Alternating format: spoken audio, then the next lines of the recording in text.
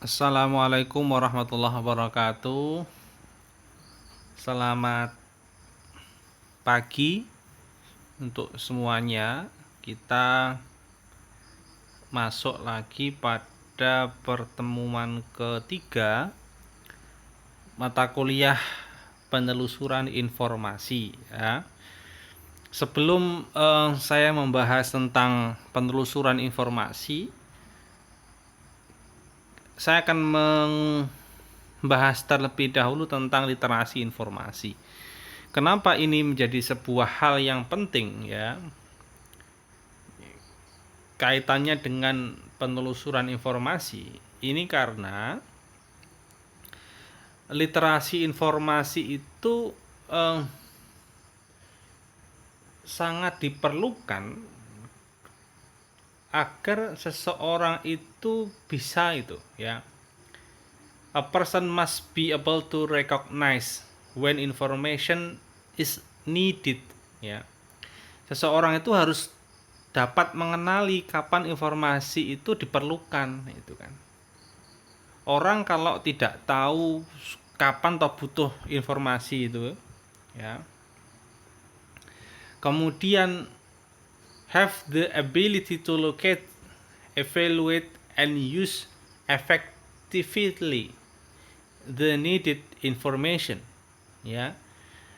Orang tahu butuh informasi, dia sedang membutuhkan informasi, tapi kalau dia tidak memiliki kemampuan untuk menemukan informasi, mengevaluasi informasi, menggunakan informasi secara efektif, maka dia sama saja bohong gitu ya. Maka literasi informasi itu menjadi salah satu hal yang memiliki kaitan erat dengan penelusuran informasi. Jadi orang itu harus tahu dulu bahwa saya itu sedang membutuhkan informasi gitu. Kemudian langkah-langkahnya apa? Ya, salah satunya adalah melakukan penelusuran informasi. Ya. Ini adalah definisi literasi informasi menurut ALA. ALA ya. Oke. Jadi ada banyak model literasi informasi ya. Ada yang namanya the big six ya, the big six. Ada yang namanya the seven pillar ya. Ada yang namanya empowering egg. 8 tuh egg ya. Kalau 6 kan six bahasa Inggris itu ya. Dan lain-lain ya. Ini tuh model-model yang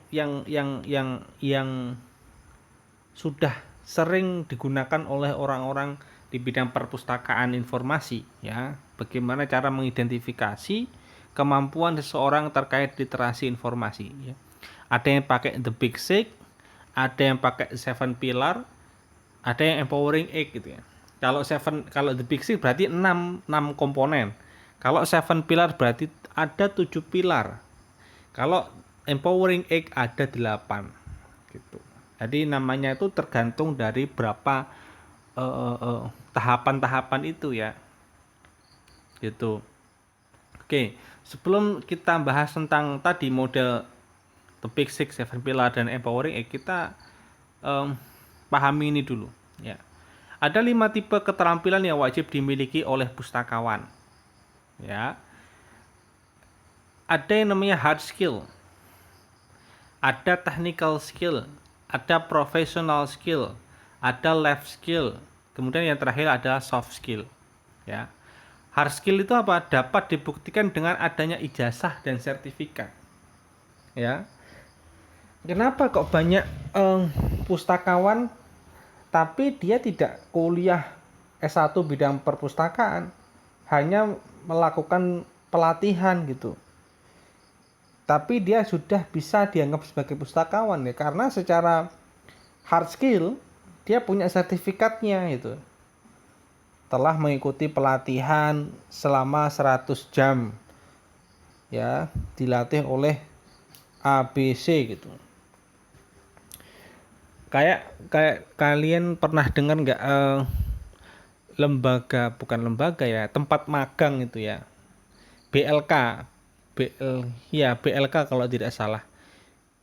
Balai latihan kerja itu kan kalau dia sudah latihan di situ selama beberapa bulan, itu dia akan punya sertifikat.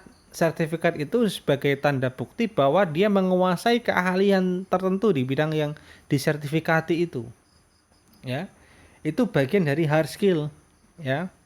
Hard skill, sertifikat ataupun ijazah.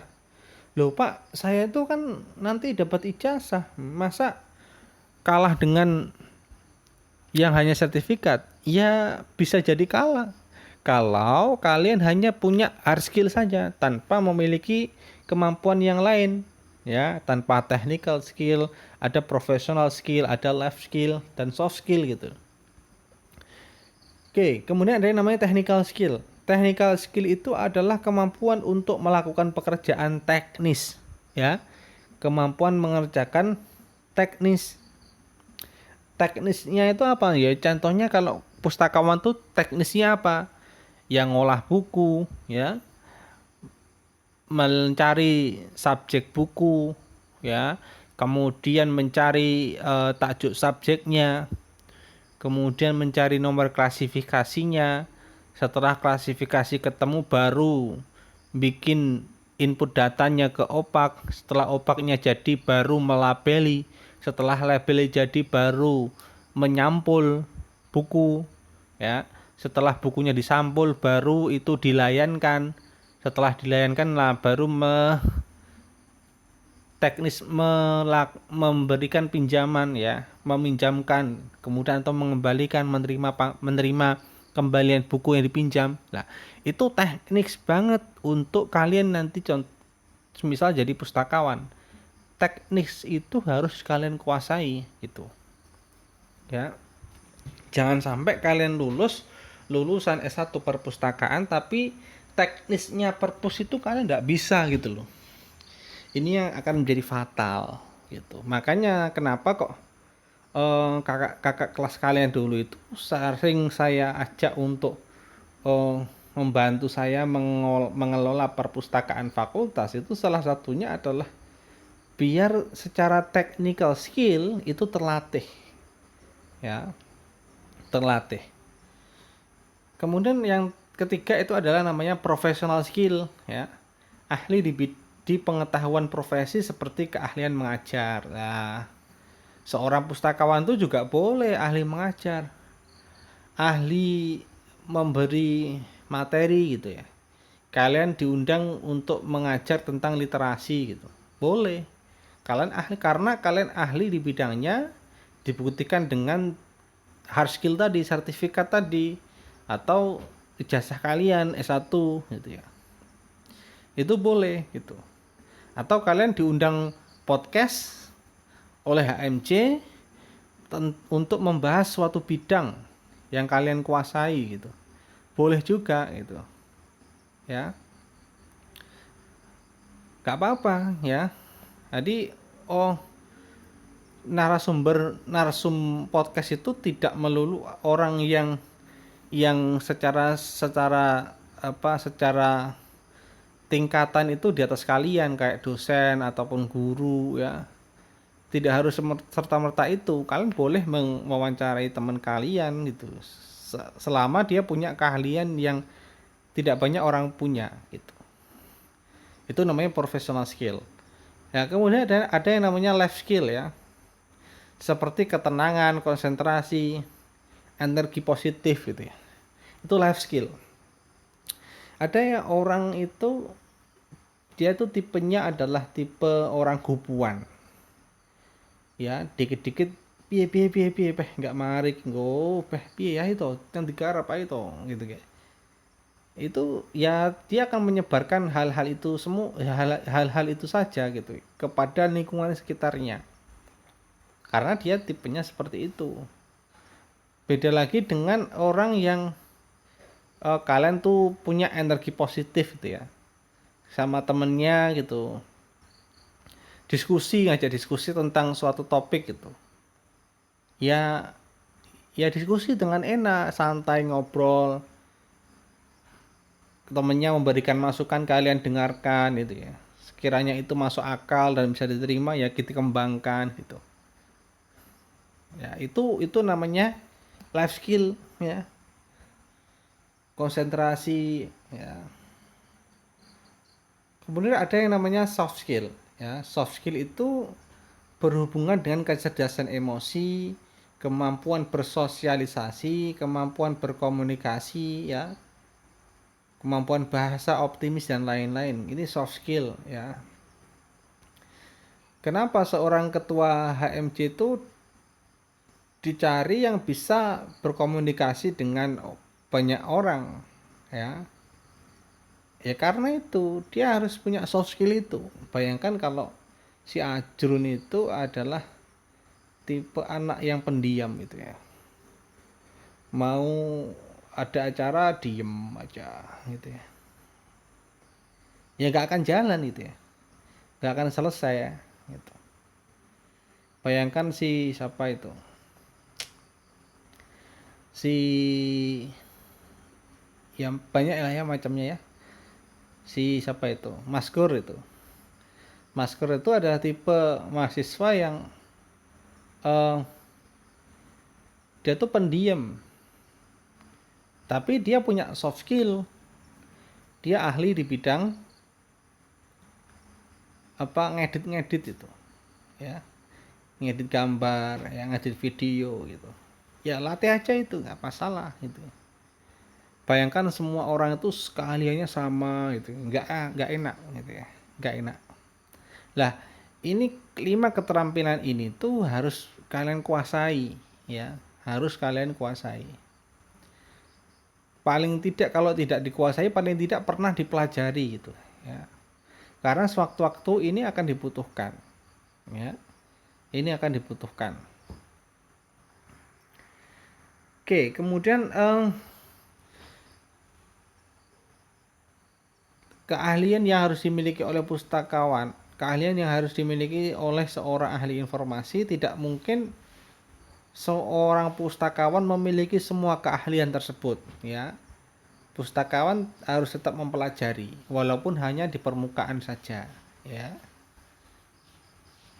Nah, ini selain yang 5 tadi itu, kalian harus belajar tentang computer and technical skill ya. Kemudian referensi skill mengolah referen manager itu ya, itu ada skillnya gitu ya. Business and management ya, harus belajar bisnis ya. Tuh siapa itu temenmu Mujib itu, dia bikin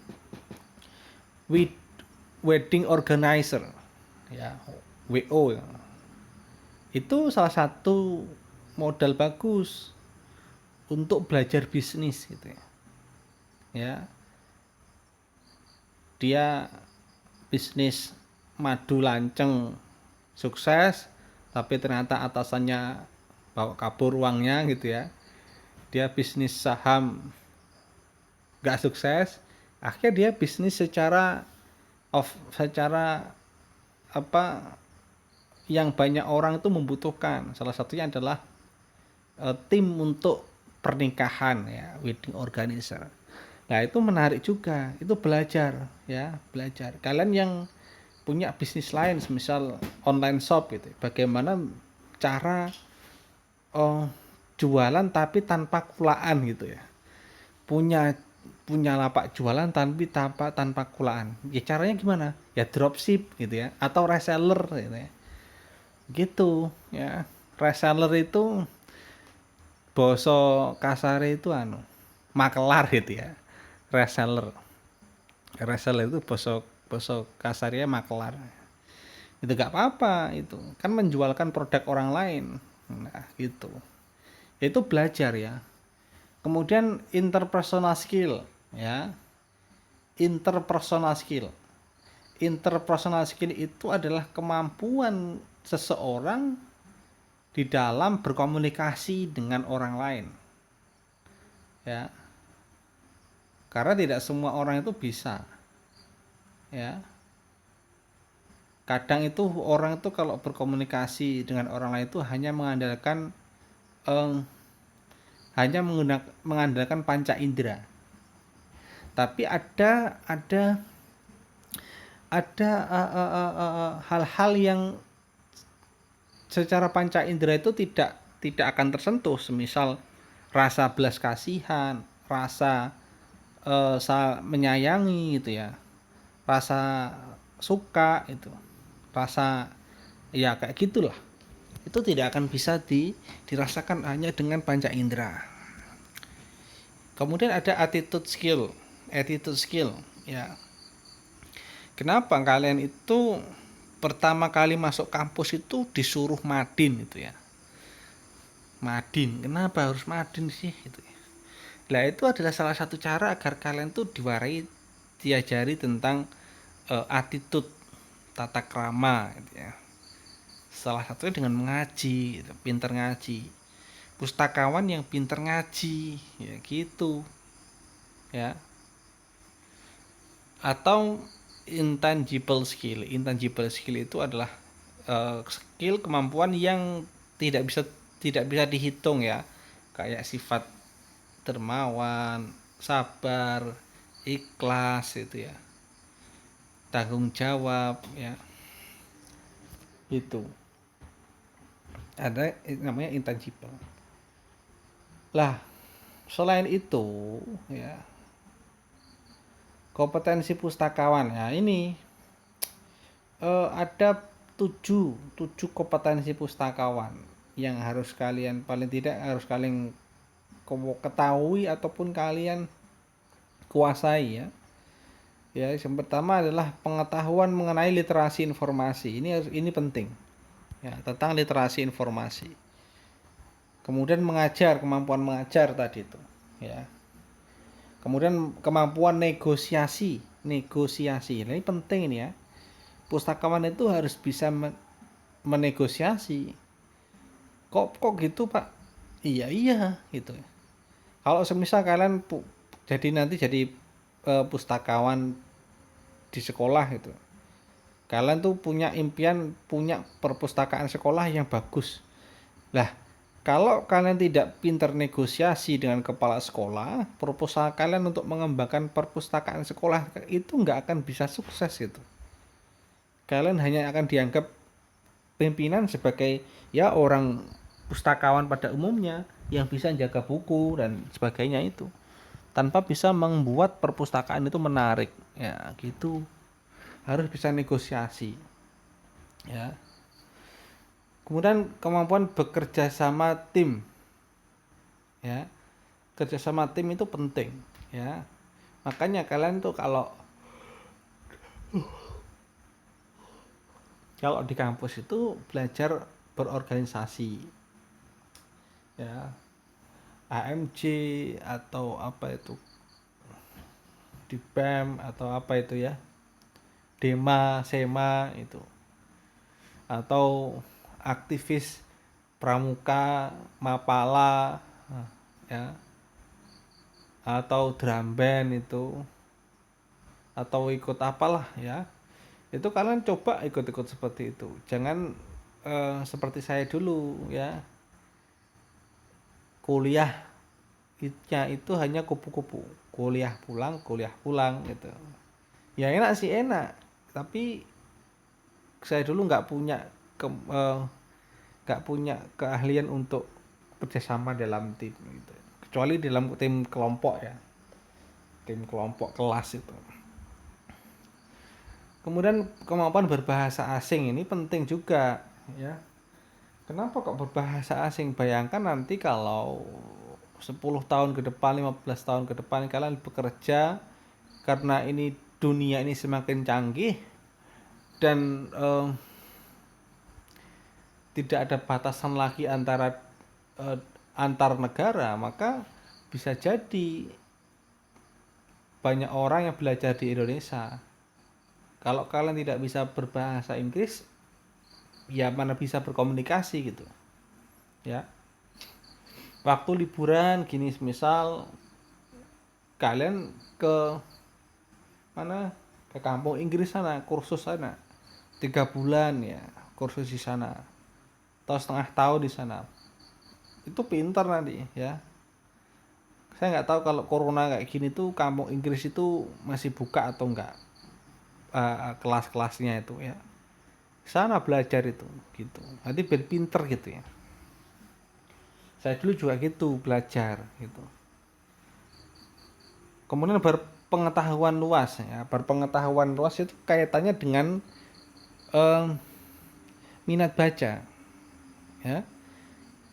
Pustakawan itu harus harus banyak tahu ya, tidak harus menguasai tapi harus banyak tahu gitu ya.